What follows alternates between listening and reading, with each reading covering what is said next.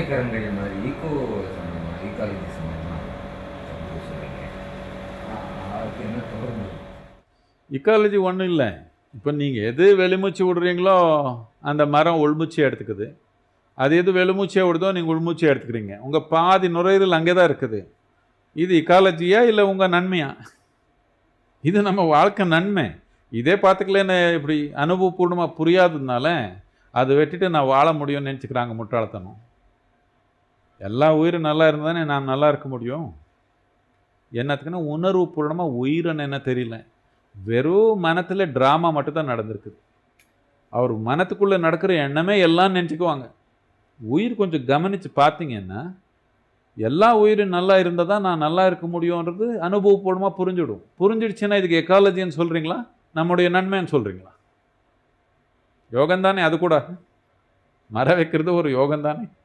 இப்போ பாருங்கள், 2000 பேர் செத்துட்டாங்க ஆந்திர பிரதேஷில் எல்லாமே. என்ன வெயில் காலம் அவ்வளோதான். வெயில் என்ன புதுசாக வந்துடுச்சா?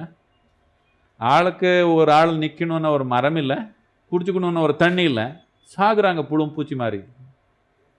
மனிதனை புழு பூச்சி மாதிரி சாகுறாங்க. என்னத்துக்கு? மரமும் இல்லை, தண்ணி இருக்கிற இடங்களும் இல்லை. சாமான்யமாக பார்த்துருந்தா பூரா நாடே காட்டு ஒரு டைமில். நாம் ஏதோ நம்ம விவசாயம் பண்ணிக்கணும், ஒரு அளவுக்கு பண்ணிக்கணும். ஜனத்தொகை இப்படி பண்ணி போட்டால் ஒன்றும் இருக்காது நமக்கு. நாம் ஏதோ நாமே வாழ முடியும்னு நினச்சிக்கிறோம். அப்படி இல்லை. புழு பூச்சி எல்லாமே இருந்து தான் நம்ம வாழ முடியும்.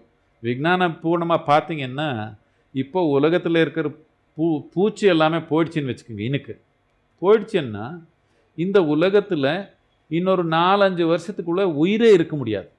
புழு போயிடுச்சுன்னா இல்லை, பூச்சி போயிடுச்சுன்னா. புழு போயிடுச்சுன்னா 1 வருஷத்துல 2 வருஷத்துக்குள்ளே நீங்கள் இங்கே உயிரோட இருக்கவே முடியாது. ஒரு ஆள் இருக்க முடியாது.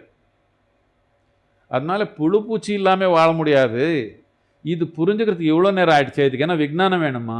ஒன்றும் இல்லை. நம்ம உயிர் கவனித்து பார்த்தா இது எல்லாம் தொடர்ந்து தான் நடக்குது உயிர்ன்றது.